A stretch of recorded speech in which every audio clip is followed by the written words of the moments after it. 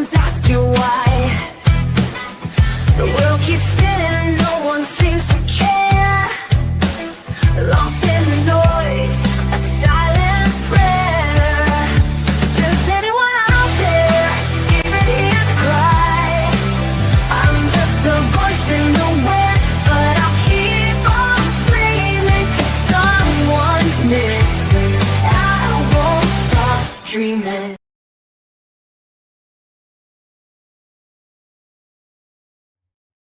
Hi, everyone. Thank you for joining me this evening. Tonight is going to be a Project Cold Case Unsolved Homicides, where we talk about the person before the tragedy. As we honor the victims this evening, I ask that you keep chat respectful. Feel free to chat with one another, but please stay on subject respectfully. I don't mind what you talk about in chat, just no disrespect toward the families of any of these victims or the victims. With that being said, let's go ahead and get started. First, I would like to start with Joe Kamara. I will take me down off of the screen so you can see him a little bit bigger. Okay, and we'll go ahead and get started. Joe Kamara died almost 30 years ago, but his memory will still live on through his loved ones. Now, he has taught me how to live life and not take anyone for granted, said his wife Judy. Now, Kamara was born in Portugal, but raised alongside with his two sisters in search of a better life. His parents moved the family to California when he was only a child. Once they arrived, Kamara's parents followed a family tradition of working on a dairy farm. Now, Kamara loved to go roping at this time. Part of his love for the country lifestyle was horseback riding, just anything to be outside. After going roping for hours, he'd come in, spend time with his family. And he was very laid back, but he did kind of, he was a real laid back, sweet kind of guy that really never had a hot temper. He always was just a good guy. Really, they can't really say of anyone that would have been even an enemy. On February 14th, 1996, Kamara was killed, shot to death just as he arrived to the dairy farm for his daily shift. Kamara loved spending his free time with his wife Judy and his family. At the time of his death, the couple had a 3-year-old son. They all loved spending so much time together at Lake Tahoe. Now, that's where the couple had actually married. Now, Joe loved holidays. That included family time like Thanksgiving or the thrill of passing out candy on Halloween. And his wife describes her favorite memory of him, it just being that he's his jokes. He's quirky. Just his personality was just so nice, sweet, content, and how much they could just laugh with one another.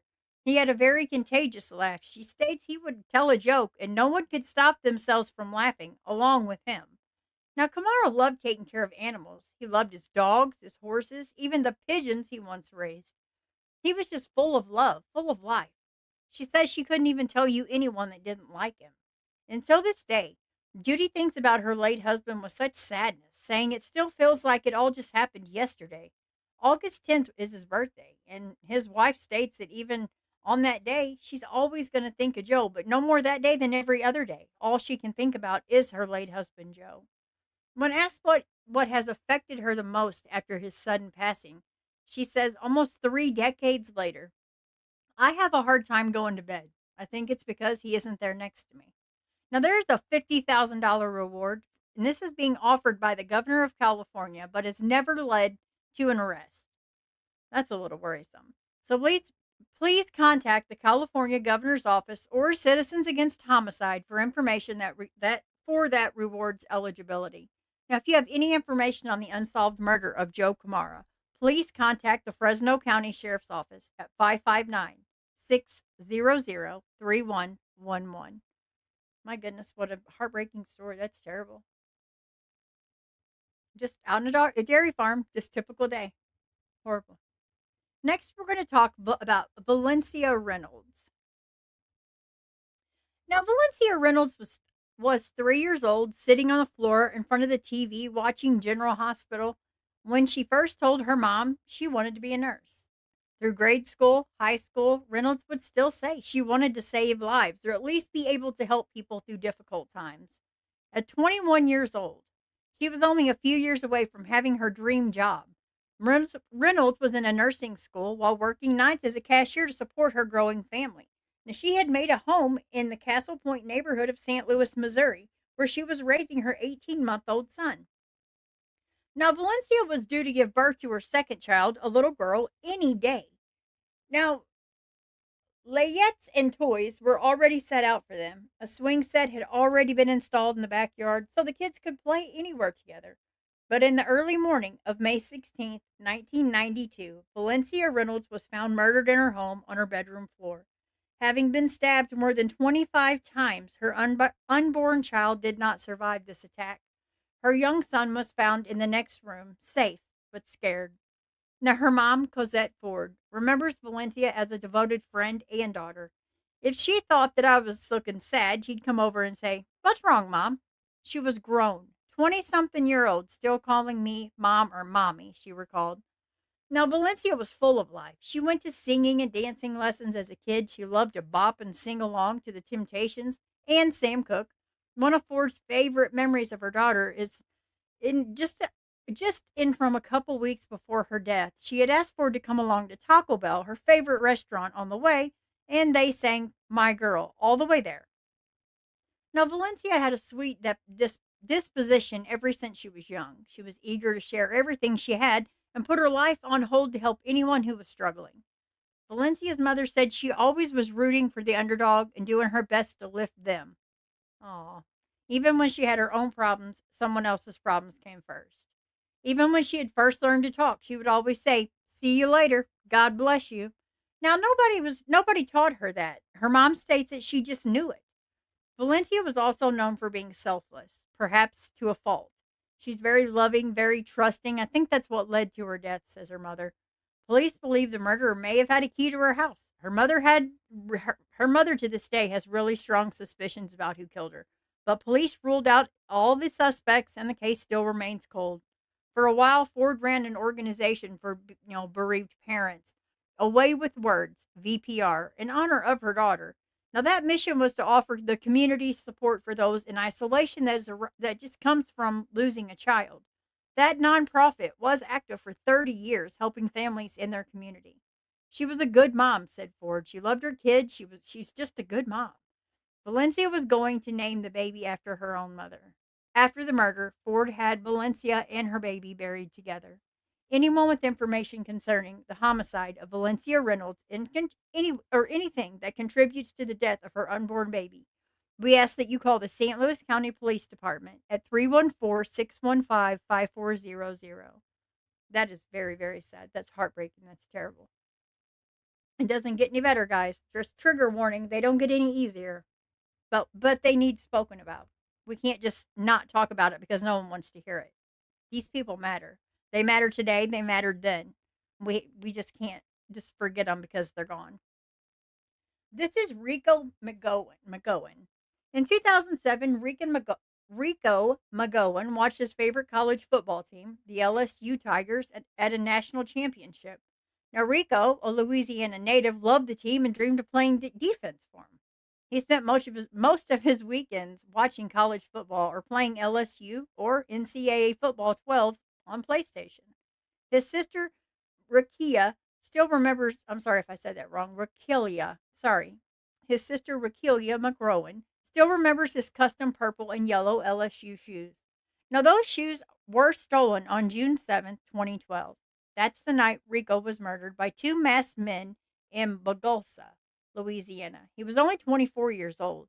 According to his sister, he ran with a tough crowd, but he made friends easily. Now, she also states everywhere he went, he would bring a new friend back. Uh-oh. That always is never a good thing. Now, his family describes him as a finesser. Said that he would hustle for money no matter what. He was always hustling. On June 7th, 2012, she said that she went to visit her brother. She had discovered that her brother was on edge. He was not talking to her right, like joking, laughing. He didn't even laugh at jokes that she told that he normally would. That was the last time she ever saw her brother Rico alive.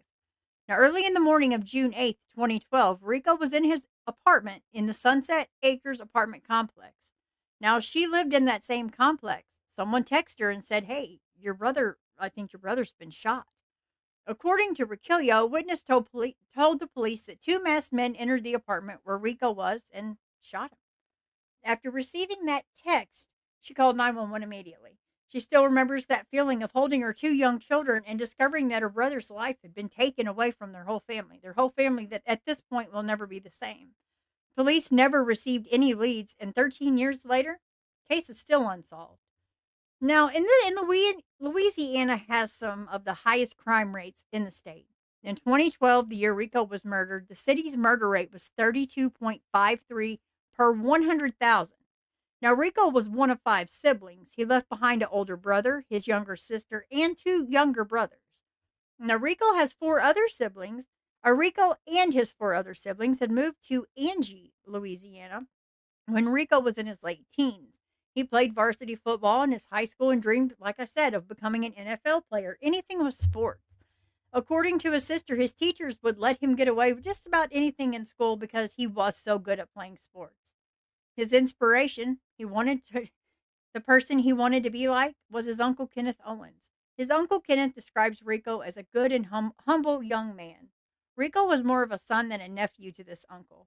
Kenneth Owens loved to watch his nephew play football, watch him play in the yard just with his brothers, cousins, friends. Just to be an influence in his nephew's life, he says, is just an honor. Rico had a soft spot for his sister, Raquelia, for whom he would do anything. The baby of the family, she describes him as her twin.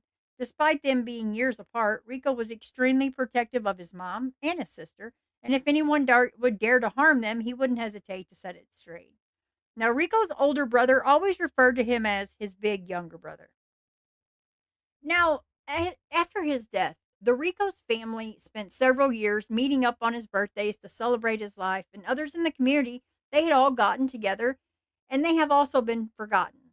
WAR. What about Rico? In the abbreviation and slogan celebrated by Rico's family, the advocate with that his name and face are never forgotten. Well, that's neat. So, what they've done, it says after his death, the family spent several years meeting up on his birthday to celebrate. And the community who may have been forgotten, they started WAR, which is W.A.R, which stands for What About Rico? Because his case is still unsolved to this day. Now, guys, if you think you have any information at all about Rico, whether you think that tip is big or small, it doesn't matter. You can do it anonymously. Please call 504-822-1111. Okay, I'm going to go ahead and move on to the next. We have Angela Raymond. Now, situated on Jacksonville's east side sits a Victorian home, once of the location of the Solomon family holidays. Tables of homemade food and desserts filled the house. There were only two rules for any visitor: get along or leave, or eat something. Easy, right?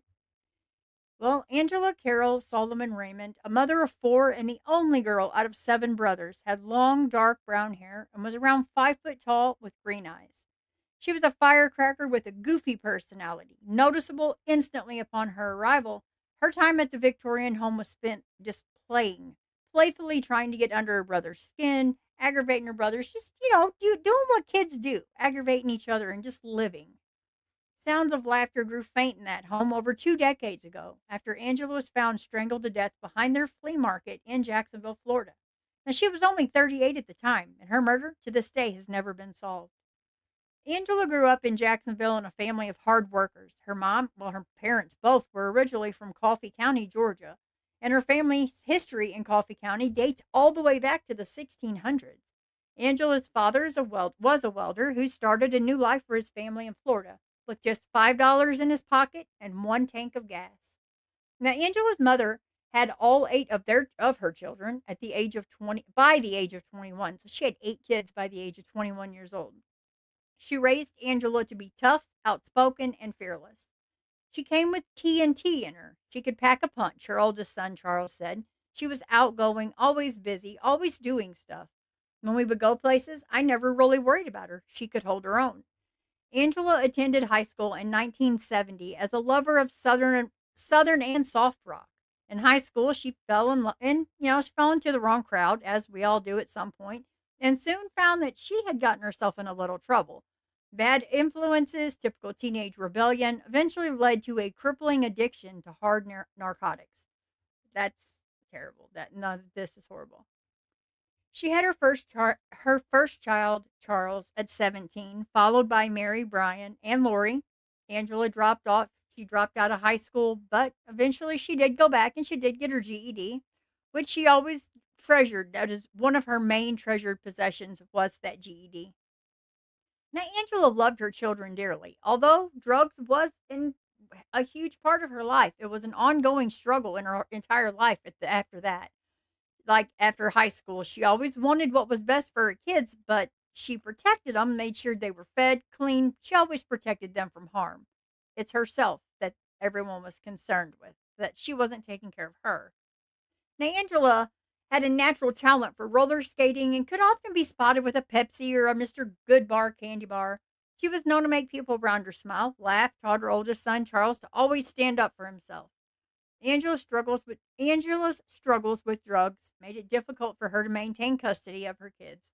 Thus, her parents took over and raised her children. Throughout her life, Angela had different hard labor jobs, such as car detailing, cleaning motel rooms. She continuously tried to get to clean. I think that her main thing was to just earn enough money for the next day, to make it the next day. Despite the struggles with addiction, she did what she could to keep her kids from being separated. So she did what she could to separate her children from the dark sides of her lifestyle. Angela always made it a priority to see her kids on their birthdays. Charles stated she always made sure her kids got what they always got $100 gift. Well, on Wednesday, April 14th, 1999, the sun was out in Jacksonville. The temperature sat around 75 degrees. Beautiful day. Beautiful day to sit outside. Angela was supposed to meet with her mom and go clean a Victorian house on the east side, something she was always just excited to do. Well, she never showed up. On that same day at 1 p.m., a fisherman was fishing the pond behind Ramona Flea Market when he saw what he thought was a log floating. When he discovered it was not a log, he called police immediately. Now, Angela Raymond was identified later that day. Police determined she had died by strangulation and that she had been transported to the pond after her death. The flea market was not the place where the crime occurred. There were tire tracks located behind that pond, though, and the police immediately suspected foul play and interviewed several potential suspects. Even eventually, they hit a dead end with pursuing a case that kind of further back had happened, but due to lack of evidence, Angela's case went cold. So they had a lead and they think they had the guy, but it went cold on them. Angela's death broke that family into pieces. According to Charles, his mom was fearless and wouldn't have been afraid to step into a ring with Mike Tyson, unfortunately, and that scared him. For someone to be able to take advantage of her like that was really weird, Charles said. He just feels like she was too comfortable around them to have let this happen. In 21 years, Charles has learned a lot from losing a loved one. If you want the pain to ease, it's never going to stop. We all got one mom, one dad, that's it. It's another thing when you lose them to murder. When you lose a family member to murder, the best way to cope is to talk about them every day. Remember the good times, remember the bad times, talk about them all the time. The more you talk about them, the more it makes the demon inside you go away. Charles and his wife Amanda still live in Jacksonville. They've been raising their nephew Timothy since the death of Charles's sister Mary. And it seems the grief in this family doesn't stop. When she died, a part of me died with her, Charles says. I just want my mom's case to be solved. He wants everyone's case to be solved, in fact. That is a pain I can sympathize with, he says. Now, if you think you have any information at all, please do the right thing. Contact 904-630-0500. And like I said, guys, it doesn't get any easier. We still have a few. It, it's such sad situations. It's like I know these are older, and you kind of got to put yourself in that time. But here's one even older. So next we have Fionn Davis. Like I said, they get old because this doesn't just stop. There's cold cases from way back. This is actually very interesting, though. Let me get a drink really quick because I'm speed reading through here, and I'll give you guys a minute to go ahead and get you a drink while I get mine. I'll just be a second.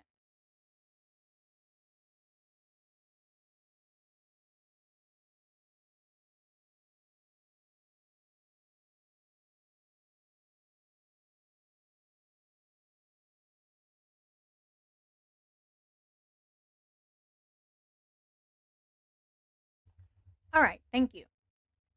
Okay, so every week, young Janelle Freese could get excited to visit her grandparents in Huntington Park, California. Her grandma, Theone Davis, always made sure to have a little stepping stool for her so that when she arrived at her house, she could step up to the kitchen sink and wash whatever farm fresh product Grandpa brought home. Now, this became one of Janelle's favorite memories of her grandma. After August 5th, 1971, Janelle was no longer able to visit with her grandma in Huntington Park. That day, 63-year-old Theone Davis was found murdered in the bedroom of her home. Now, her murder, still remains unsolved to this day. Born in Salt Lake City, Utah, Theone was the eldest of six kids. She had olive tinted skin and dark hair that seemed contrary to her Swedish roots. After her youngest sibling was born, Theone's mother became very ill, leaving a lot of family responsibility for Theone. Now, Janelle said that her grandma just accepted these responsibilities from a very young age and never once complained. At 17, Theone got married and had a son. 6 months later, however, the marriage was annulled, leaving Theone a single mother in 1920. Now, this is the same year Theone, her siblings, her parents, this is all the same year they moved to LA. Her father started a dry cleaning business where he had a lot of movie stars and celebrities come in and have their clothes cleaned. Now, Theone had always enjoyed singing and becoming a popular radio singer. She sang in local Los Angeles radio broadcasts where she met Jimmy Durant, this famous comedian and radio host. He became quite smitten with Theone and invited her to sing with him on a radio show. He gave her one on his piano stools, which is now owned by Theone's youngest granddaughter. Well, that's really neat. Rumor has it that she, Theone, at the time, was the infamous Miss Calabash that Jimmy Durante would always sing about in his shows. Interesting. So Theone was incredibly talented. She was part of an all-girl band where she played the piano and she sang. And she worked at the theater and in 1927 was crowned Queen of Cinema to open the latest season of movies in Los Angeles. Isn't that neat? I love this story. It's so old. I love the old ones. I mean, it's sad. It's horrible. This is very heartbreaking, but her story is so interesting. And I like to picture her just living this lifestyle. It seems like she was very happy before, the end, which is so heartbreaking. After courting for 7 years, Theone and her new husband, Ted, got married and started a family. He adopted her first son, and they had two daughters together. Theone and her husband were very hard workers, running a tobacco business in downtown LA, and it was on Pacific Avenue. Now, Grandpa had to go shopping for the tobacco leaves, and I mean, it was a big business to go find the right stuff and make their own blend. They sold that business in 1960 before getting into the real estate business. Theone and Ted both worked side by side their entire marriage. They were married for 40 years. Good for them. Aw. I guess that's when things were broken, they fixed them, huh? At the time of her death, Theone and the family were living in Huntington Park, California, which was closer to their business than the previous place in downtown LA. Now, Janelle said that Huntington Park at the time was a very happy community. Everybody knowing everybody. According to a website, Huntington Park has a higher crime rate than 89% of California cities and towns of all sizes. Ooh, yikes. So both Theone and Ted were very involved in the city and politics. They became leaders of a church in Huntington Park, and after helping to build it, Ted was part of this club where he was president of the Chamber of Commerce. Now, Janelle said everybody who knew him loved him, and them both. Both Theone and Ted were very involved in the city and its politics, so much that the leaders of a church had offered a leader of a church was part of the Kiwanis Club and president of Chamber of Commerce. Now that on August 5th, 1971, Theone was home cleaning the house in preparation for hosting this bridge party with neighbors. She went to the grocery store at 2 p.m. and bought items for the party for later that night. That was the last time anyone saw or spoke to her. Between the time she got home and the time that her husband came home from work, something happened. Upon arriving home late from work, Ted found his wife's lifeless body in their bedroom on the floor. Theone had been strangled, bludgeoned, shot in the head, and sustained several internal injuries that included broken ribs, a ruptured spleen, and a crushed larynx. Guys, trigger warning, I'm sorry. Guys, it's true crime. We're going to get into this. Anytime you're listening to true crime, unsolved homicides, trigger warning, you're going to hear bad stuff. It's unfortunate, but it is what it is. I apologize, but it's true crime, guys. I'm sorry. Ted immediately called the police. Guests for the party that evening and family doctors. Before anyone knew it, bridge party guests were showing up to the scene as well as the police department. People coming in and out of the house with guests wanting to help out, cleaning and washing dishes, putting away china. And you know what they're doing there? This is a crime scene. They just don't realize they're cleaning up a crime scene here. While people were moving around the house and Huntington Park police were waiting for LA Sheriff's Office to take over, Fion's body had been left in her bedroom for hours. People in and out of that house, the crime scene's contaminated at this point. The Los Angeles Sheriff's Office reported that the scene was just a mess. There was a loss on how to find fingerprints or even to begin finding evidence of who might have committed this crime, considering so many people was at the home. Right after that, there's no way. Due to that lack of evidence and all those people being in that crime scene, the murder of Theon Davis quickly went cold and has stayed cold. On the whole, it really tore people apart. So many people love Theon, and just that day, they wish they'd done something different. Every one of them kind of wish they would have done something different, which everyone that grieves always holds that guilt. But I ask that if you do hold that, let it go. If you have any information about anything to do with Theon Davis's murder, please do the right thing. It's been a long time. This is from 1971. I mean, please, just do it anonymously. You can call 213-229-1700. Another oldie, but it needs spoken about. That's the first time I had actually heard of that case, and that's not fair. She deserves to be spoken of. We have another.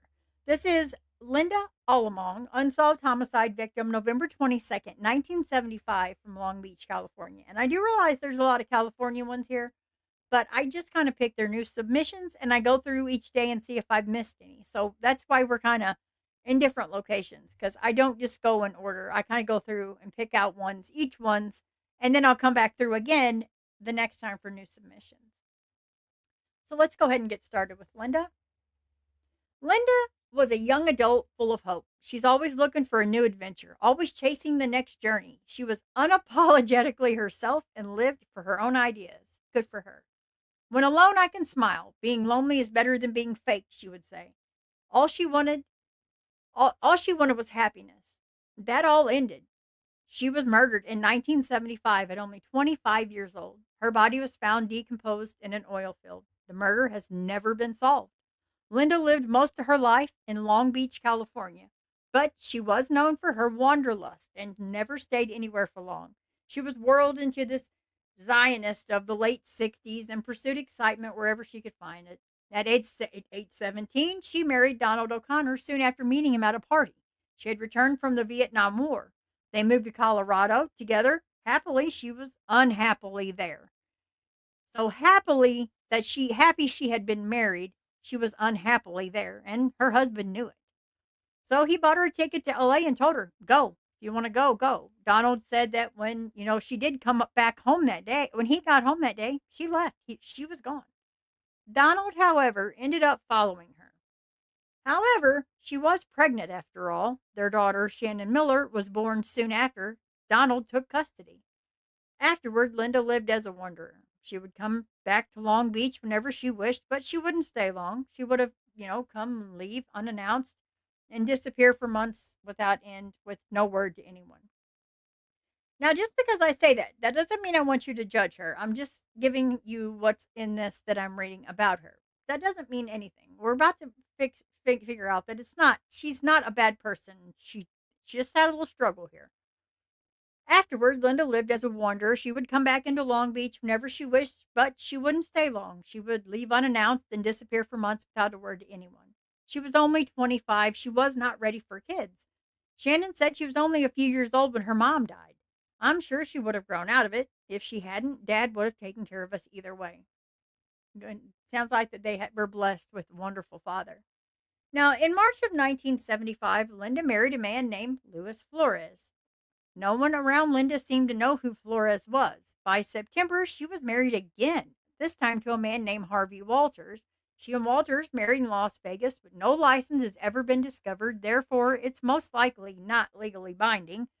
And he was part of the Hells Angels biker gang. In November, Linda was found deceased.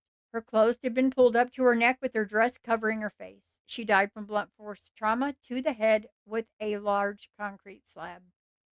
Due to the unpredictable lifestyle, nobody reported Linda missing. However, no one knew she had been missing because she didn't stay in contact with people.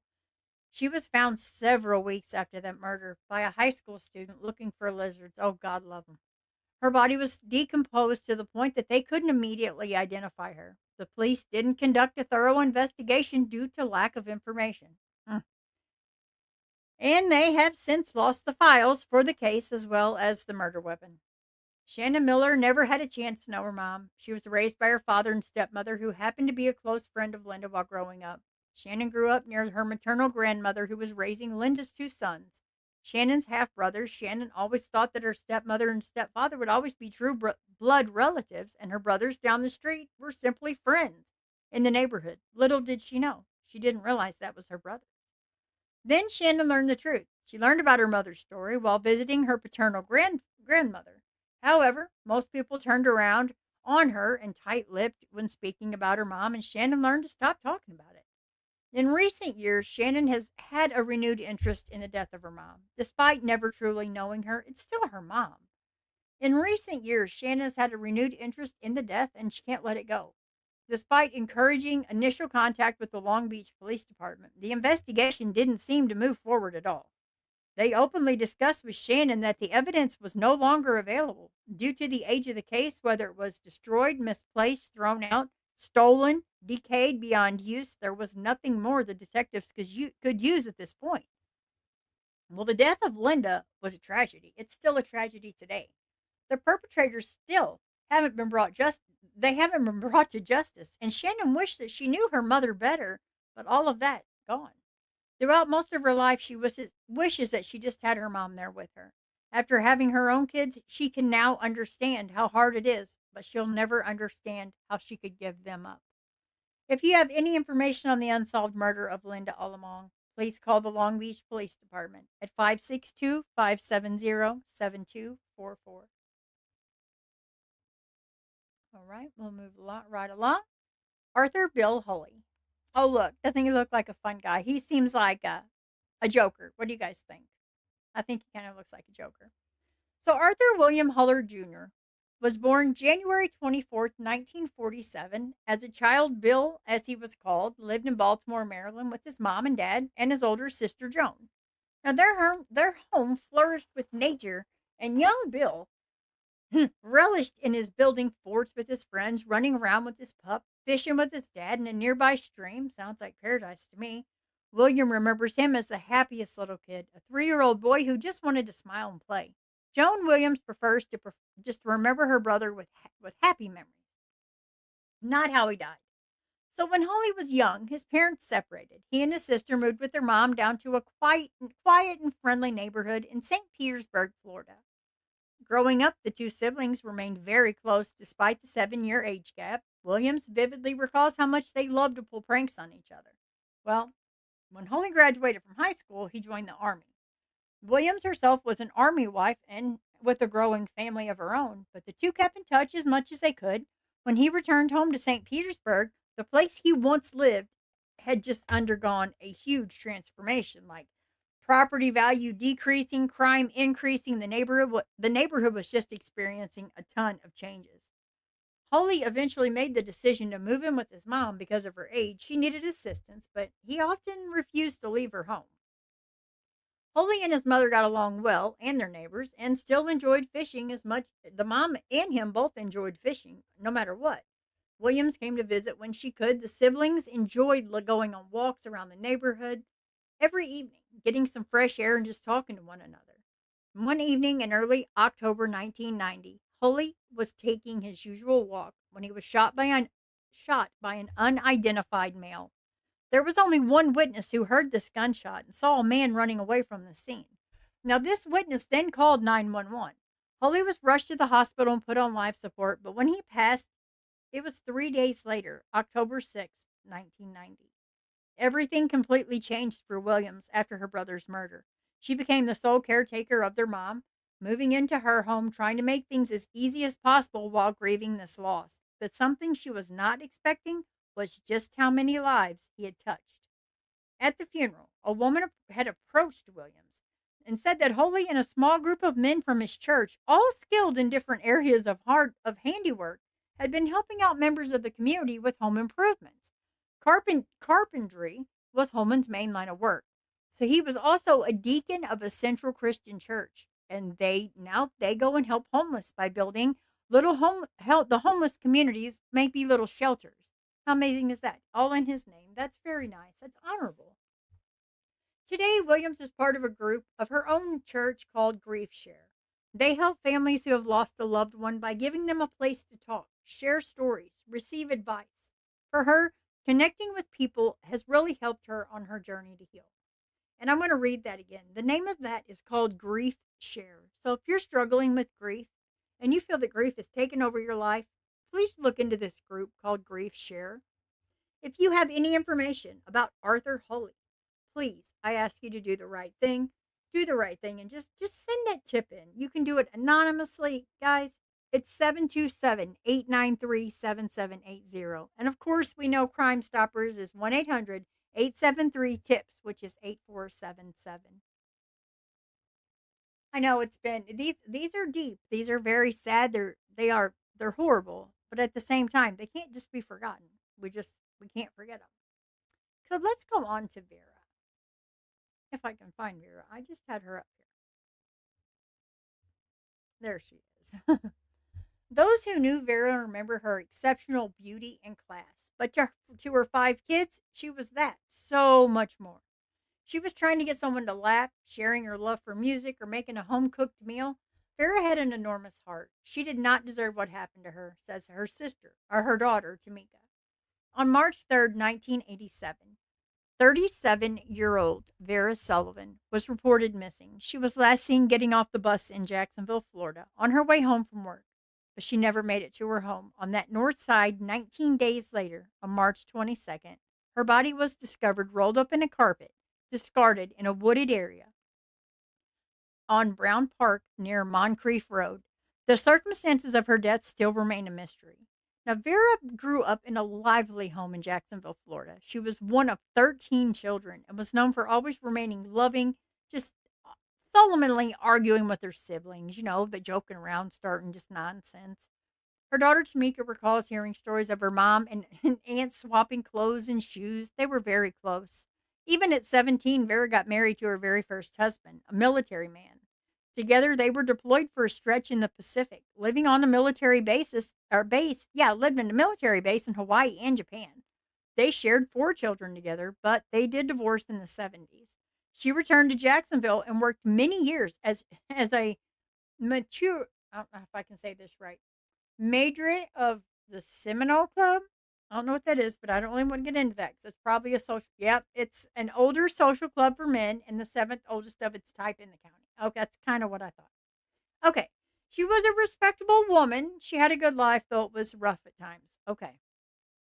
Tamika remembers in detail the day that her mother's body was found. She was home with her father. It was a Sunday. The family had reported Vera missing soon after she didn't arrive home from work on the 3rd. The children had not been told of their mother's disappearance. Tamika was only around 7 years old. Things had been weird for the past couple of weeks. They had kind of gone at it. So the kids kind of just tried to be on their best behavior. They knew there was something going on, but they just didn't know what. She noticed the uneasiness of the family and could feel that something was wrong. She describes her father as being more guarded, and he wouldn't let the kids play anywhere without adult supervision. Of course, I mean, the father knowing that the loss of the mom, you're going to be overprotective. I'm not pointing fingers at him at all. Tamika's father and mother met in the 70s, but they never married, but they did co-parent with Grace. Never an argument, never a disagreement. They would share the children because the children came first always. They're still unsure of what happened, and here's why. Tamika watched as her father went to retrieve his shotgun and headed toward the door. Now, Tamika, don't open the door. Don't open for nobody. The door open. Do not open the door for nobody, she says. Let me redo that. I'm getting all mumble mouth here. Tamika's father and mother met in the 70s, but never married. They co parented. They had this great co parenting thing. But her father came home around 4 p.m. She remembers this because it was before the afternoon news came on. Still unsure of what had happened, Tamika watched her father go to retrieve his shotgun headed toward the door. Looks at Tamika and states, "Don't open this door for nobody." She remembers feeling confused, hurt. He never ever used such a stern tone with her, and scared. She vividly remembers the sound of his car speeding away, the helicopters overhead, and the sound of the sirens just a few blocks away. Her dad comes in at 4. She remembers this because it was before the afternoon news came on. He sat her down on the bed and explained to her that their mother was gone. Her screams and cries were so loud that they raised so much pain that the neighbors had actually came over because they were making sure she wasn't in danger. The news broke at 6 p.m. Tamika and her family members watched with the rest of the Jacksonville community as the murder of Vera Sullivan was reported on live TV. Vera, a small woman, 120 pounds, but she packed a punch. She was known to carry a handgun, which was no longer in her purse when her body was found. That could be lots of things. She could be very familiar with who she was with. I don't know. That's me talking about it, me not reading that, just throwing my opinion in there. If she felt like she was in danger, she would have used it. I agree. Okay, that makes sense. Tamika also shared that a necklace of her mother's was hung around the doorknob of their family home after she had gone missing. Wow. So this is personal. So in my opinion, this is a personal thing, and they need to look into person. Yeah, this is personal. Tamika also shared the necklace of her mother was hung on the doorknob of the family's home after she had gone missing. Now, the anecdotes from the case led Tamika to believe that the killer may have been someone the family knew, maybe a family member. At this point, they don't know. Many suspects were investigated, but never anyone that panned out. Ugh, that's aggravating. Life was hard for Tamika and her siblings after their mom's death. Just 4 years later, they lost their dad to a heart attack. She bounced back and forth between moms and dads and relatives and aunts and uncles and struggled to navigate life as an orphan. I couldn't imagine. Eventually, she took the steps to become emancipated and just do her own thing. My childhood ended the day my mom died, she says. Now, Tamika feels the absence of her mother every day, especially when she hears songs from Luther Vandross. Excuse me, of one of her mother's favorite musicians, or as she watches children grow up in her family, she is left with endless whys, questions. Why her? Why my mom? Why me? Why do they think so little of her life? Why have they not solved this? Despite 40 years of searching, she still holds hope that the killer is going to be found and that her mom will receive justice. And I pray to God that she does get that justice. But it takes sharing, guys. It takes all of us. We have to share. We have to keep their names fresh. We have to talk about it. We have to keep these people alive even though they're gone. We have to keep their memory alive. In this case, it's still unsolved. It's an unsolved homicide, of course. Guys, if you have any information, call 904-630-0500. And of course, you got Crime Stoppers, 1-866-845-TIPS, which is actually 8477. There is a news article on this one. Bear with me, because last time I tried to play this, it kind of went up, just as it's going to do right here. I have to, okay. It kind of went wonky on me, so let me go back over and share it. I apologize, but we will have to take her down for a moment, and then we'll share what's on her news thing. And I think that you guys will enjoy that. Not that you'll enjoy it, but it gives you a little bit more information on what's going on here. Well, maybe if I can get this to play. Okay. Nope. Is it not going to play? There we go. Sorry, guys. Basically right up here in this clearing. Okay. Like right up in here. Tamika Jackson took us out to this wooded area near Clanzell T. Brown Park near Moncrief Road. 30 years ago, her mom's body was found here, rolled up in a carpet. Jackson was 7 years old. Do you feel like coming back helps you cope with? Yeah, it's actually even this very moment, this This very day is therapy.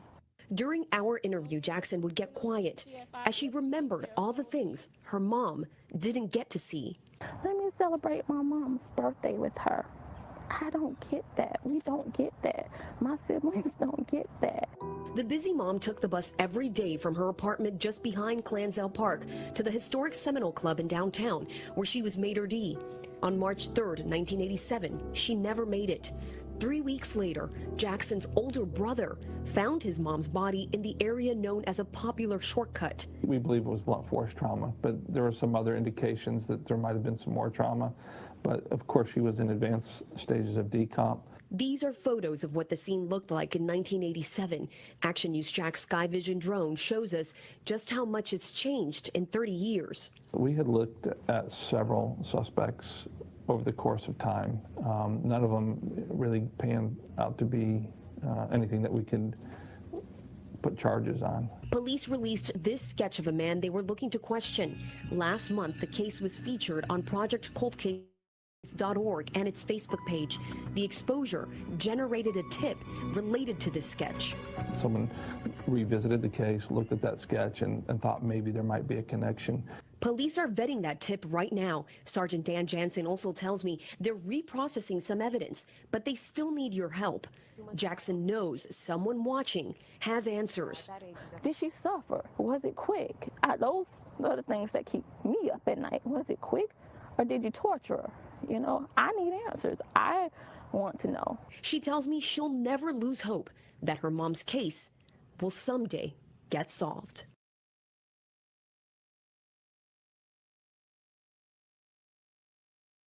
How heartbreaking, right? I mean, that's absolutely awful. That's just horrible. But that's not the only one that's on here. I do want to show you another. Um, there some of them do give me little things that I can play. Some of them don't. But let me go ahead and try to play this one because Project Cold Case, they deserve this. They work really hard. They do this work. All I do is bring awareness. This is not my work. This is their work. I just show their work because I'm amazed by their work. I'm not gonna lie. I mean, they do a lot. They don't just throw stuff out. They do the job. They do all the things. Let's watch this.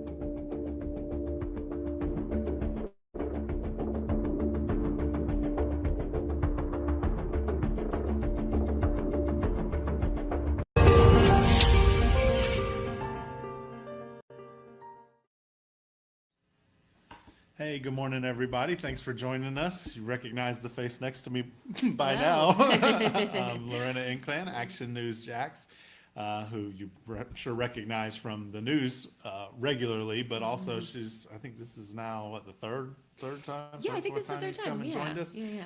So we really wanted to get back and tell these stories, follow-ups on these stories that you've done, that we've been able to get, raise awareness for in the community.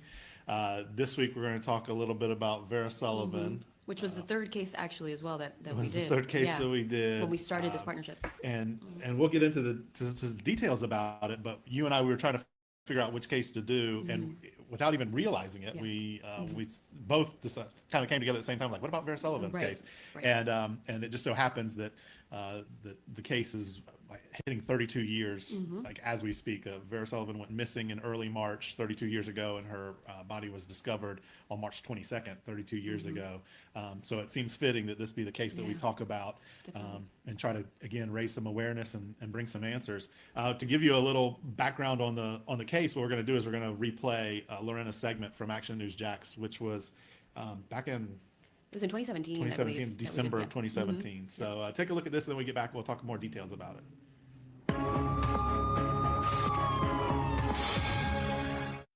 Basically right up here in this clearing. Okay. Like right up in here. Tamika Jackson took us out to this wooded area near Clansell T. Brown Park near Moncrief Road. 30 years ago, her mom's body was found here, rolled up in a carpet. Jackson was 7 years old. Do you feel like coming back helps you cope with? Yeah, it's actually even this very moment, this very day is therapy. During our interview, Jackson would get quiet as she remembered all the things her mom didn't get to see. Let me celebrate my mom's birthday with her. I don't get that. We don't get that. My siblings don't get that. The busy mom took the bus every day from her apartment just behind Clansdale Park to the historic Seminole Club in downtown, where she was maitre d'. On March 3rd, 1987, she never made it. 3 weeks later, Jackson's older brother found his mom's body in the area known as a popular shortcut. We believe it was blunt force trauma, but there were some other indications that there might have been some more trauma. But of course, she was in advanced stages of decomp. These are photos of what the scene looked like in 1987. Action News Jack's Sky Vision drone shows us just how much it's changed in 30 years. We had looked at several suspects over the course of time. None of them really panned out to be anything that we could put charges on. Police released this sketch of a man they were looking to question. Last month, the case was featured on projectcoldcase.org and its Facebook page. The exposure generated a tip related to this sketch. Someone revisited the case, looked at that sketch, and thought maybe there might be a connection. Police are vetting that tip right now. Sergeant Dan Jansen also tells me they're reprocessing some evidence, but they still need your help.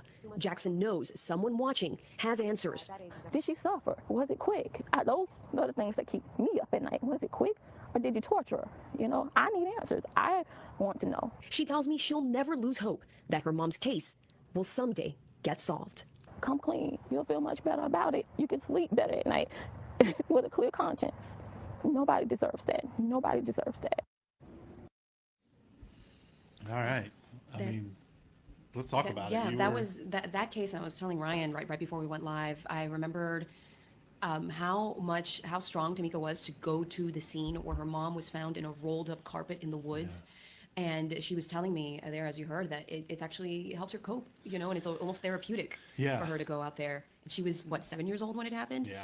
And one of the shocking cases shocking parts of this case that made it onto the podcast version of this story, I believe, that it was her brother who found his own mom in the woods, ran home to tell people what had happened. Yeah, I mean, this story was it was heartbreaking from the beginning because Tamika, who we've gotten to know a little bit, you got to spend a lot of time with, is just an amazing person, such a sweet woman, and she's 7 years old, 8 years old. You know, she's a kid, and she tells the story of her dad like running into the house one day and grabbing a gun and telling Tamika, lock the door, don't answer the door for anybody.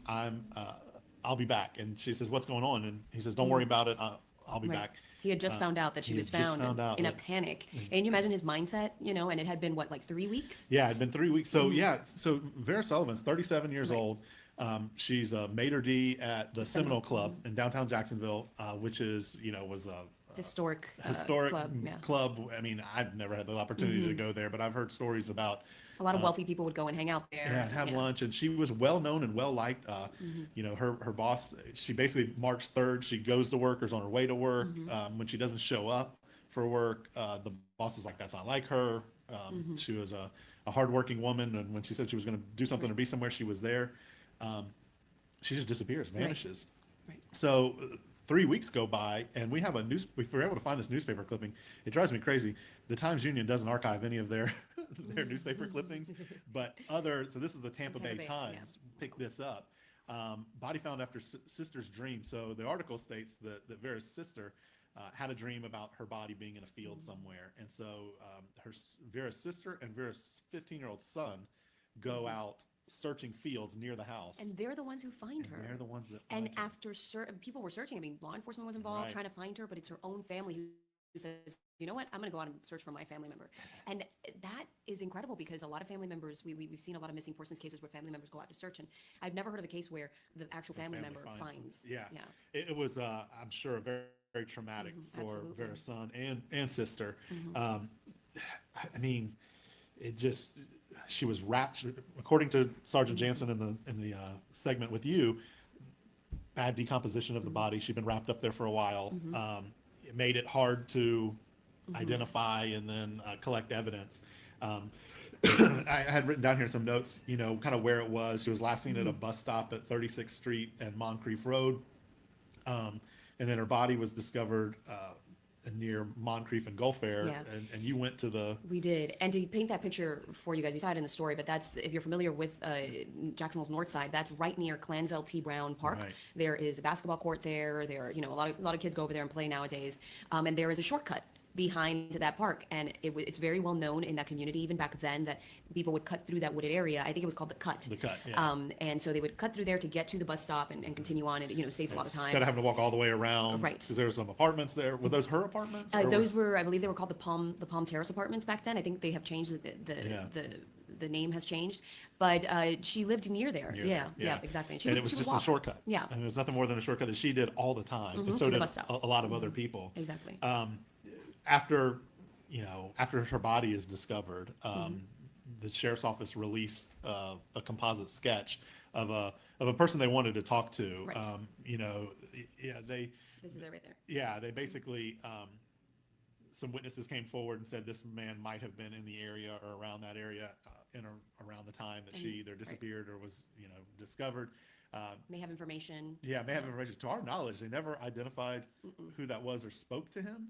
No, and they throughout the course of this case, and even in the early stages, JSO did look into several suspects, and that was the exact wording used by the detective: several suspects. But unfortunately, none of them, they weren't able to put any charges on any of them. Yeah. But when Project Cold Case came into this case and got to know Tamika, you guys did a spotlight, and when you did the spotlight, thanks to that spotlight, a tip was generated. Yeah, it was. That's why we do these. Is always Absolutely. hoping for the tip would come in, and That's so huge. yeah, we in October 2017 we did a spotlight. You can see it on the screen there. That's what our spotlights look like, and it was just a written, interview with Tamika and with information on the murder, and asking the public for help. The way these work, a family member submits a victim to through our website, and then as we write up these spotlights, or we have volunteers write them up, and we try to do them once a week, but sometimes it's just hard to keep consistent with it, but we do them as often as we can. And the real way it works is we share it on social media. That's on our website, projectcoldcase.org. But then we share it on our social media pages. We ask our survivors and followers and those that like our page to share it on their page, because the goal is, of course, to reach as many people as possible, hoping to reach the right person. One of the keys to that is the family sharing these spotlights and getting their friends and family to share the spotlights and trying to maximize the reach. And it worked in this case, where literally the next day after the spotlight posted on our website, someone called Crime Stoppers with a tip. That tip was sent over to the Jacksonville Sheriff's Office and was vetted. Now, they didn't make an arrest in the case, Right. so I don't. But that's more than this case has had in decades. Yeah, and sometimes the tip itself, it leads to just more investigation, and it Exactly. takes longer. And that is huge, Right. because then it's the opportunity for a fresh set of eyes to look at this case again, thanks to that tip. So even if that tip doesn't lead to anything, like you mentioned, now the case file is open. Somebody's looking at it, Yeah. and something may come about. But it was amazing to see the power of social media and how that occurred. Unfortunately, we haven't had any updates on that tip, and. No. Hopefully, after we do this Facebook Live, somebody will see something and notice it and share it. It's been 32 years. Yeah, 32 but, years. But even after that was shared on your Facebook page, a tip came in after all those years. So it's possible people still remember it, and it's a very distinct sketch. And we're not saying that person is a suspect, No, but police want to know who that person is. Right. Because he may have been in that area when that happened, and they would like to speak to him. Do you remember we're talking about suspects, and a friend of Tamika's brothers was in jail or in prison, and Yes. sent a letter to the family claiming to have information. And Tamika and I talked about this as well, and we mentioned it in the story that an inmate had provided a name of somebody who may have been responsible. Unfortunately, that name didn't. Police weren't able to sort of connect the dots there in that name. Yeah. But Vera is certain that there's somebody alive today who knows exactly what happened. Yeah, I mean, there are multiple people. It seems just from we have this composite, we have somebody that submits a tip. When we do this in 2017, the end of 2017, there's no reason to think that somebody out there doesn't have the right information. Right. I think in our spotlight that it was mentioned that the tip that came in from the inmate and friend was good information. It just wasn't enough to create, to end in an arrest. And there may have even been, I don't want to say too much because I don't know what all what's out there. is real. I mean, some of this information comes from other sources, that's not the sheriff's office. But sometimes people have information and they are only willing to give it up if it's going to benefit them. Right. That happens quite a bit. It happens Yeah, quite a bit. yeah. And if they're not going to get anything out of it, whether it's a reward or a reduced sentence or something Mm-hmm. like that, then they clam up and they refuse to cooperate. And I, those things happen a lot in cases. And police need to have a solid case, because it does nobody any good for them to try to, go after a certain person they might believe is the suspect, and it turns out that they may have an alibi. And then Right. And you You certainly know. can't have somebody on the stand testifying that, yeah, that's the guy that did it, or you think that's what he's going to say, Right. and then he gets on the stand and he Right. says, I don't. Absolutely. I don't And that creates remember." an incredible amount of more heartache. So police need to, and they're right in this, they need to have an airtight case in order to go forward. And that's what's needed. That's why it's so important for whoever. I mean, if you were a witness, if you remember that area, if it wasn't that long ago, you know what I No, mean? no, yeah, I mean, 1987, it was- it's yeah. 32 years ago, but still, I mean, There's a lot of people that are still in Yeah. the city that were here right. back then. And maybe still living in that area who remember this case and how much publicity it got back then, because we're talking even Tampa Bay Times picked it up. Right. So, yeah, and there were a couple other articles. They were all the same article, but they were picked up by Right. different outlets throughout the state. And I think the reason they picked it up was because it was the sister's dream that led to it, and then the family Right. finding it. I don't know if that hadn't been the case, if anybody else If would have anybody- picked it yeah, up. 'cause she was in advanced stages of decomposition. And I do want to so this part that we talked about with Tamika as well, and the detective, I'd like to tell people exactly what happened to the victim and how they died, because I think it's important for people to know the kind of murderer who is out there that could do this to another person. Vera died of blunt force trauma. Essentially, that means she was beaten to death. Right. There were no signs of gunshots. There may have been other trauma on her body, but police didn't want to share that part just because she was so in advanced stages of decomposition Right. that it was hard to tell. But not They only couldn't was tell if she was sexually assaulted They couldn't tell. because of the decomposition. Exactly, So, exactly. But it was possible. possible. But we know for sure that it was blunt force trauma. Again, like beaten to death. And then this person, whoever did this, rolled her up in a carpet and left her in the woods. Just jumped her body in the woods. Right. And so this is the person who, after 32 years, has not been caught. And that's the point of doing these cases, because these are more than just files in a vault, that are collecting Absolutely. dust. These are real people. These are real people that are affecting a lot of different families, and it's also a reminder that somebody got away with murder. Exactly. And we talk about it more, I think, in the podcast that you guys did, which Mm-hmm. is you can go to actionnewsjax.com/Project Cold Case and see Mm-hmm. the podcast and listen to them in their entirety. But I remember talking about DNA evidence. You've got this carpet wrapped up. She's wrapped up in her carpet pad or whatever it is. And we're, well, that might be a great place for Right. DNA. And then you start to realize that, where did that carpet come from? Who threw it out in the woods? Right. Who was sleeping on it in the woods Right. before Vera was wrapped up in it? There might be a lot of DNA on that Absolutely. that doesn't belong to her. But then it was out in the elements for so it's out long, in the elements. and Yeah. it becomes more complicated. So that's why it's so important for witness testimony. It really is. We hear so much about DNA Right. technology and now genetic genealogy and all of these other tools, which is exactly what they are. They're tools, but none of those things should be the only thing used, Right. to solve a murder. And that's why it is still so important to have, people come forward with information that they have. I was going to mention, that Tamika first reached out to us in February of 2016, and and so this has been in our office, now for 3 years, trying to find any way we can to help. It started with putting her picture up on our Faces of Unsolved Homicide page, which are these pictures you see behind Lorena and I.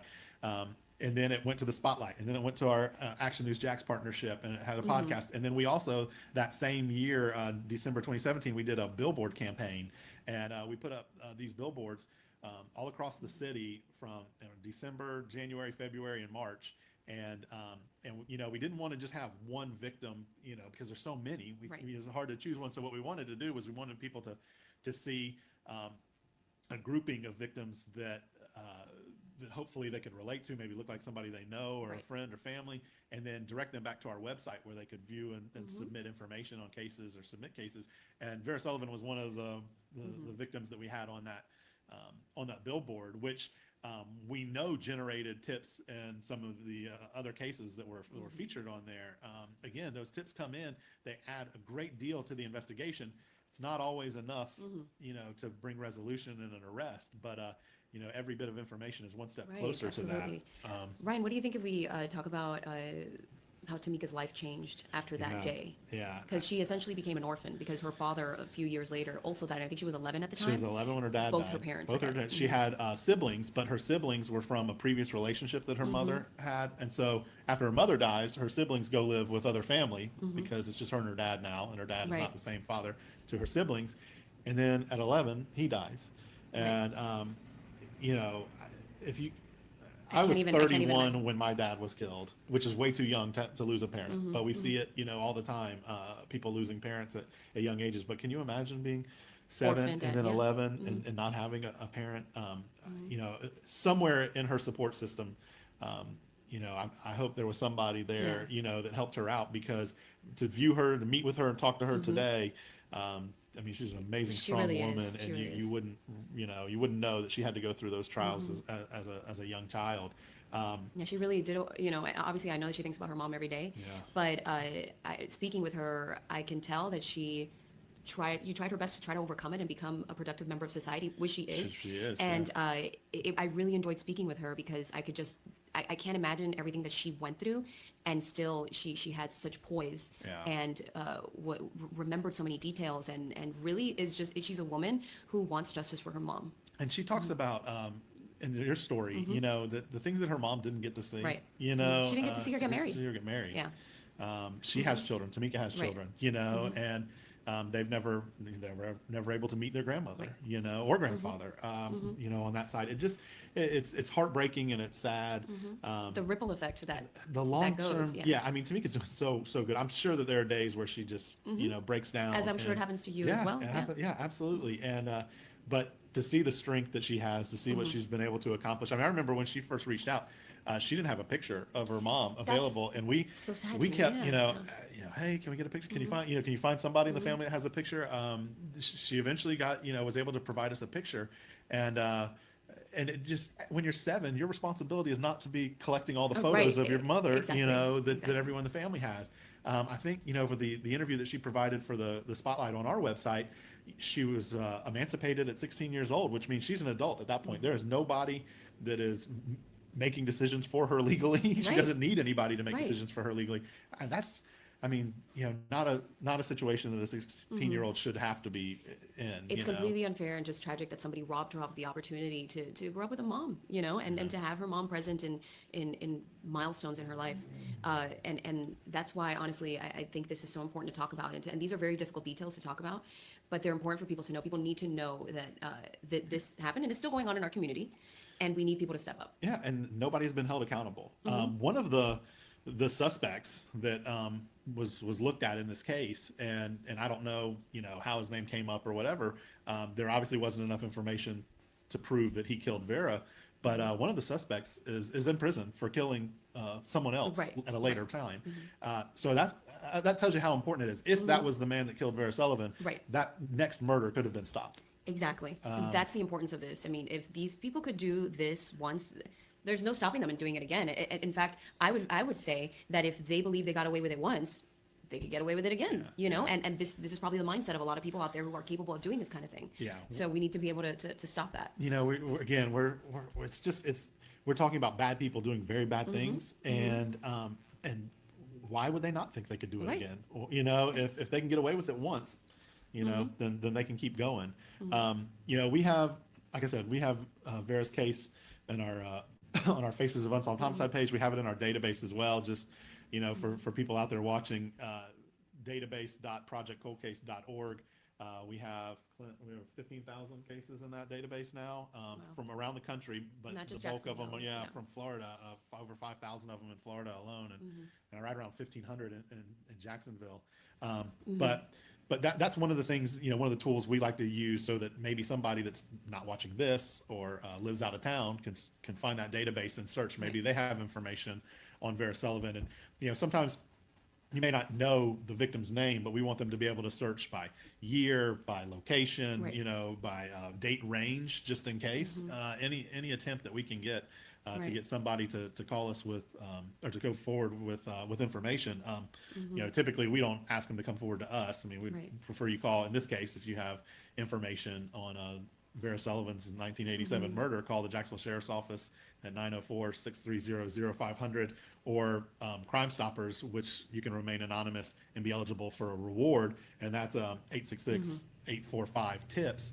And just remember, though, with those Crime Stoppers, you can remain anonymous. Yes, their call center is in Canada. It's not even in this country. And they'll yes. never know it's you. But make sure you give them as much information as possible, because there's no way for them to reach back. Well, I think there is a way. You can check a box on there that allows them to either email you or contact you if they need more information. A lot of people get confused. They're like, well, if there's a reward, don't they need my information to give me the reward? There's a way around that. I mean, I'm not exactly sure all the details, but there's a way that you can still remain anonymous and still claim your reward if your tip leads to an arrest. As soon as your tip is submitted, they give you a code, like I don't know how many digit code, 8-digit code, and you write that down, and then Crime Stoppers board meets, I'm pretty sure monthly, and they review all the tips that came in and whether they led to an arrest or not. Right. And when they say you're eligible for up to $3,000, what that means is if you call in a tip on a car burglary, you're probably not going to get $3,000, but they may give you $500 or $100 or whatever it is. If it's a high-profile case, that but has if you big, call in a tip that leads to an arrest on a rape or a murder, there's a good chance you're going to be looking at a $3,000 payout. Right. And their organization depends on keeping people anonymous. Otherwise, people will never call them. That's right. Then they would cease to exist, because then they don't, you know what I mean? Like they need to keep people anonymous. Otherwise, they can't do what they do. Yeah, they would they'd never be able to succeed if at one time they ignored that and turned in the name. But then I think a month, the next month after they've had their board meeting, you check back on the website or you call the crime number again and you give them that code and they tell you, your tip led to an arrest.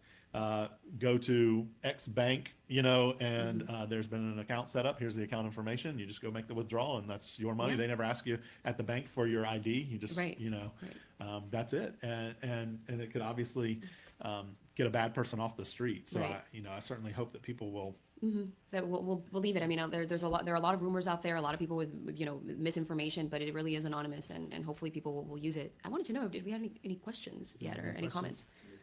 Tamika said hi. She's watching. Thank you for watching, Tamika. Yes. We hope that, as you know, we hope that we're able to help. I mean, she's one of the most appreciative survivors we deal with, and she's been in the office for other things, and we, like I said, between the database, our Faces page, our spotlights, our partnership with you, this Facebook Live. We're not going to stop looking for Vera Sullivan's killer, and I think Tamika knows that, and I think and I know she's appreciative of that. I know it's a hard time for you, especially right now, Tamika. It's right around the anniversary of your mother being found. I guess that's Friday or Thursday, Friday would be the 32nd anniversary. So just know we're here for you. You can call our office if you need to chat. You can stop in if you want to come by. We'll just keep doing things like this until we get word that somebody's been identified and caught and arrested for this case. And I'm glad we're mentioning your mom's name, Vera Sullivan. People need to know her name, and they need to know who she was and what happened to her. So, and all the victims that we covered too. And we've talked about this so many times. I mean, 1987 was not a time of social media. It wasn't a time really of 24-hour news source. Nope. It was no surveillance cameras, DNA, none of that stuff that we depend on now to really assist in investigations and help identifying people. I wasn't there in 1987, and I remember when Tamika first submitted this case to us. If you just Googled Vera Sullivan, you wouldn't find anything. No. And now quite a few things will come up. Now there's multiple web pages that will come up. There's a podcast. There's a podcast. All of these things, and that's it's our way of just trying to make sure that people understand that Vera Sullivan was an asset to our community. She was a mother. I think she was a mother of 5. She was a wife. She was well loved at her job. From my understanding, the Seminole Club was a place where it was always the same people that came in there. You had it regulars. wasn't. It wasn't Chili's where it's a different person. I think you need a membership. You had to have a membership. You had to be invited. It was it was a whole big thing. And so she was was well loved by the people that came in there. I remember there was in one of those stories there was a reward information. That back then I think they had a $2,500 reward, which again in '87. Just there were people that cared about Vera Sullivan then, and we don't want her family to think that there's not people that care about her now. We didn't have the pleasure of knowing her when she was alive, but we want the community to know what a loss that was, and try to band together and bring some information that'll bring a resolution to the case. If you're inclined to do so, please share this Facebook Live, and I don't know if we can bring up the Vera's photo again, so people can take another look and See if they remember her and in the neighborhood, maybe you live in that area or know people who live in that area. Go ahead and take a look at her spotlight or take a look at our story on Action News Jax and listen to the podcast. Yeah. And there's a lot of information there in the podcast because we're not able to put Yeah, such the a long podcast story on is TV. 45 minutes or, Yeah, you know, or like an something- hour, an I think, hour. yeah. Yeah. I mean, that podcast includes all of your interviews with me, Yep. with Sergeant Jansen, and with Tamika. They're all sort of back to back. Yeah, and that segment that we showed that was on air was, I think it was a 3.5-minute segment. That was a long Right, segment. and it was long for TV because usually we get less time, but I was able to make it sort of a longer story. But you have to cut a lot of Yeah, the interview to right. even to be able to fit into Right. 3.5 minutes. So there's a lot of valuable information in that podcast, and in our spotlight. And May jog somebody's memory. yeah, Google Vera Sullivan's name now. There's information out there that might be able to help solve this case. Could we put the sketch up again one more time? Yeah, Sure? yeah, and if you remember, this is what this man was sought for questioning. Right. Thought that he may have information, but that was 1987. Right. So you know a guy that looked like that in 1987. Again, Crime Stoppers, the Jacksonville Sheriff's Office. Again, this was by Clansell T. Brown Park in the Moncrief Road area. This man was seen around that area. Not that he's a suspect, but he's sort of a person of interest Right, that police want to question. And he may very well be alive today, and or maybe family members or whatnot. Maybe you remember somebody who looked like this. We talk about this each time we're on here. People are scared to get involved sometimes when they have information, whether it's this gentleman or somebody else. Which is that's also- understandable, which is understandable. 32 years later, I think it's time to come Right. forward if you have that information. Absolutely. I think, in these cases that are this old, we don't know if this person's still alive that did this. Right. We don't know if he's still physically capable of doing the things he obviously was doing back then, 32 years ago. If it's Crime Stoppers or if it's JSO, Just call it in. just Yeah. call it in, and it's time. This family deserves it. Tamika 32 years deserves later, it. Her yeah. children that never got to meet their grandmother deserve it. They deserve answers. They do, and we're gonna cut this one a little bit short today because Lorena has a very busy day. It's election It's day. election day. I gotta get to work, and in so it's gonna be a Jacksonville. long day.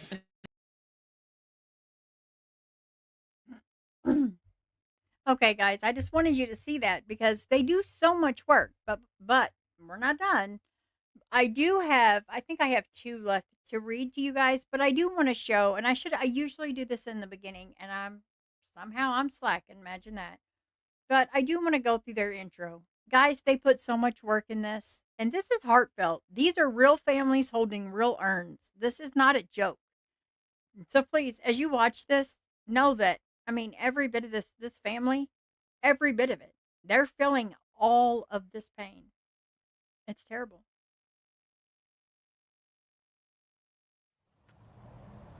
I'm doing fine.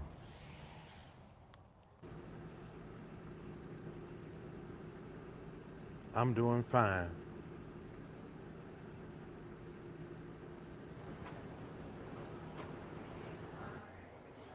I'm doing fine. I'm doing fine.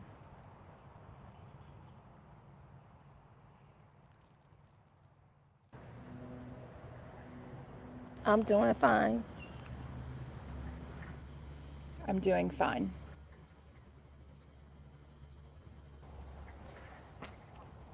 I'm doing fine. I'm doing fine.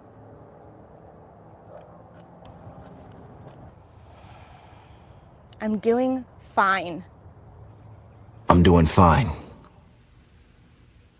I'm doing fine. Is what we say, but that is not the case at all. Our minds replay the better days before we got the call, and paused, and dropped, and cried out tears of grief, for someone that we knew and loved was now declared deceased. Homicide arrest rates took a plunge in recent years. Families left in mourning faced the worst of all their fears to hear our loved ones have been taken by the hands of someone else. They're working on the case, but it's been hard without the help of the community with answers as witnesses choose absence. Missing puzzle pieces hold the key to what has happened, and it seems that things are lacking. It's been a year with nothing mentioned. It's hard to sleep at night because we know that someone did this and they ain't been apprehended. While detectives stop their visits, they don't have good descriptions and their leads have been dismissing, so this case is disappearing. like the teardrops on our sleeves. Mornings filled with the morning, say a prayer for those who leave. Save a prayer for those who grieve, because this pain is unsurmountable when someone takes a life and no one's held accountable. We have nothing good to go off of, cause nothing's been reported. Detectives clutch their hats, approaching broken hearts on porches, forcing families out with torches. Those are mothers in the streets. They're acting like they're officers returning to the scenes. Fathers question witnesses while brothers comb for clues. Sisters put up posts in hopes to garner up some views, and doing fine is what we say. But that is not the case at all. For murder cases frozen frees the families involved, pushing families to pause their lives so they can seek out justice. We watch the process fade while being told that we should trust it, feeling broken and disgusted, helpless and ignored, trying to find a way that we can somehow fill the void behind the murder of a loved one in the hopes to catch a break. Faith is like a bird we hold and cherish that escapes, and a day's a day too late, and it's hard to carry on, speaking to a grave of someone that should not be gone. That's where we find our strength in numbers. Project Cold Case fills the gaps. They become a bridge that helps to bring our focus back so that we don't forget our loved ones, but we do remember us. Much more than a system set in place to keep in touch, they're a sound of hope in silence, a light in times of dark, a real-life organization built on showing us their heart. And that part sometimes is everything we need to float. Someone who believes that we can win, can give us hope, and not only help us cope, but help us stand and raise our heads as a tribute to the fallen that will live for them instead. So that one day when we're asked how we've been holding it together, we will know we're not alone and will respond, we're doing better.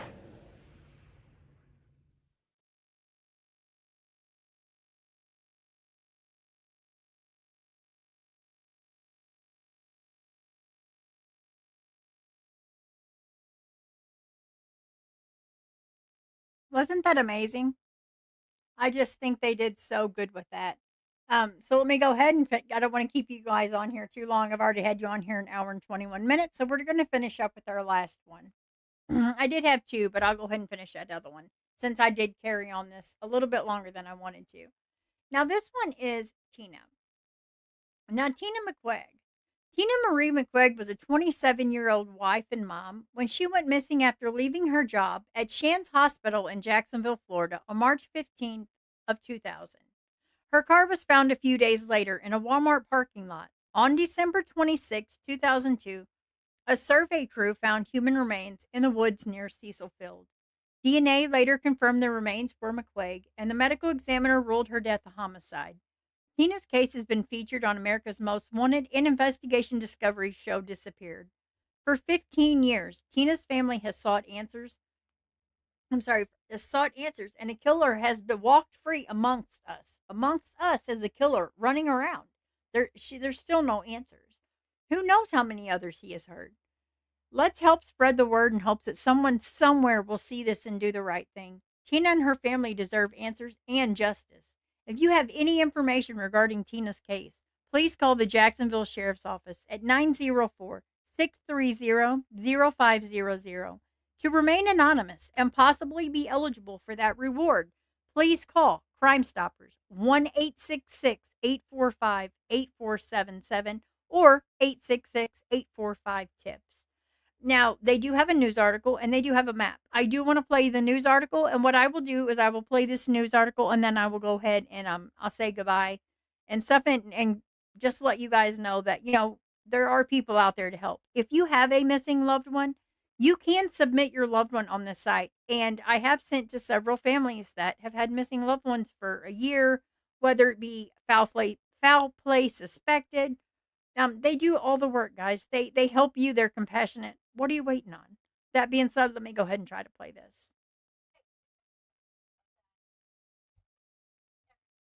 Oh, I know, guys. I have to get this fixed because it's playing at the wrong. Let me stop this. I'm so sorry. I did not mean for this to do this. I do apologize. Let me get back over here and get this shared first. StreamYard, now you have to share twice. So it always throws me off when I try to play it. Okay, let me make sure that you guys can see this. And now you can see it. I apologize, guys. You know I have to have a train wreck through this at least once, twice, 20 times. But here we go. Let's play it. Continuing her cold series tonight, Katie Jeffries has more. Wow, there's just so much to tell. I don't really know where to begin. Tina McQuaig's case is one of twists and turns. She left work at Shands, which is now UF Health, just before 5 in the evening on March 15, 2000, but never arrived home. Family believes she was headed towards her home in Baldwin, and they reported her missing. And 4 days into her disappearance, a friend spotted her car at the Walmart parking lot off Normandy. Tyler's car seat was still in the back seat. I mean, it was her car. So I told them why I was there, and I said, I just want to know what's in the trunk of that car. Elmer Rice says he thought detectives might find his daughter's body in the trunk, but it was empty. And for 2 years, 9 months, and 11 days, they waited, hoping against all odds they would see Tina again. Survey crew's discovery of human remains on the west side has... It was the day after Christmas, 2002. I knew. That's Tina. That's going to be Tina. Her father's instincts were right. It was Tina, found in a wooded area near Cecil Commerce. With the pain came a frustration. Her parents were anxious to see an arrest. We asked Sergeant Dan Jansen with the Jacksonville Sheriff's Office Cold Case Unit about this case. I have a detective assigned to that case. However, there's a lot of factors in that case that really I can't speak of at this point. Tina McQuaig's cause of death is listed as homicide by violence. And there's some people of interest in that particular case. However, I wouldn't feel comfortable commenting as to, what their involvement was. For 17 painful years, her family has waited for the day that the person that took Tina's life be brought to justice. Because somebody knows something. I know they do, and they've got to come forward.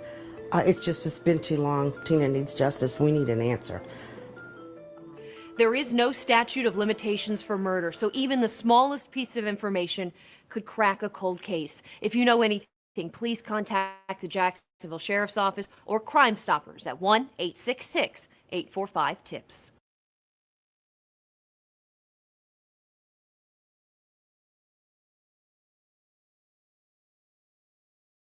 And I was muted, of course, because I have to do that at least 20 times. So I might as well, for Dawn, go ahead and...